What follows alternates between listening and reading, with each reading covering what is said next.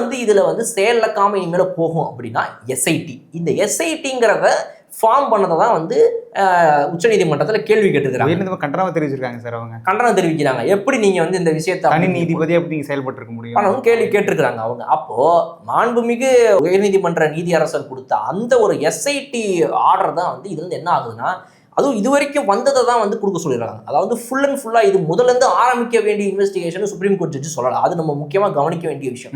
சில கேஸ்ல என்ன சொல்லுவாங்கன்னா, இது வரைக்கும் பண்ண ஜட்ஜ் இது இன்வெஸ்டிகேஷன் மேல நம்பிக்கையே இல்லை, நான் இந்த சுப்ரீம் கோர்ட் சொல்றேன் முதல்ல இருந்து சிபிஐ இந்த கேஸ் இன்வெஸ்டிகேட் பண்ணணும். ஆனால் இந்த மாதிரி சொல்லலை. இந்த வழக்கை பொறுத்தவரைக்கும் என்ன சொல்றாங்கன்னா, இது வரைக்கும் நீங்க என்னெல்லாம் வந்துட்டு எடுத்து வச்சிருக்கீங்களோ அதெல்லாம் வந்து நீங்க அப்படியே அங்கே டிரான்ஸ்ஃபர் பண்ணலாம்.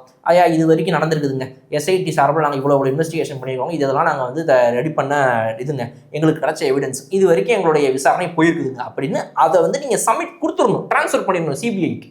அப்போ இதுலேருந்து சிபிஐ கண்டினியூ பண்ணும் அப்படிங்கிற ஒரு விதம். ஸோ அப்போ இது வரைக்கும் அவங்க பண்ணதை அட்லீஸ்ட் ஏற்றுக்கொள்ளுவாங்க, அதோடைய ரிப்போர்ட்ஸையும் யூஸ் பண்ணிப்பாங்க அப்படிங்கிறது வந்துட்டு இதில் ஒரு முக்கியமான. இப்போ சுப்ரீம் கோர்ட்டும் ஒரு குழு அமைச்சிருக்கு. அதில் வந்து ஒரு நீதிபதி 2 ஐபிஎஸ் அதிகாரியாக சொல்லிட்டு ஒரு 3 நபர்கள் இருக்கக்கூடிய ஒரு ஆணையம் மாதிரி பண்ணியிருக்காங்க. அப்போ அது வந்து யாருடைய மேற்பார்வையின் கீழ் இருக்கும் அப்படின்னா வந்துட்டு நம்ம இவங்க ரஸ்தோகி அவர்களுடைய அஜய் ரஸ்தோகி நீதியரசர் அவருடைய மேற்பார்வையின் இதில் வந்து இது நடக்கும் அப்படிங்கிறது தான்.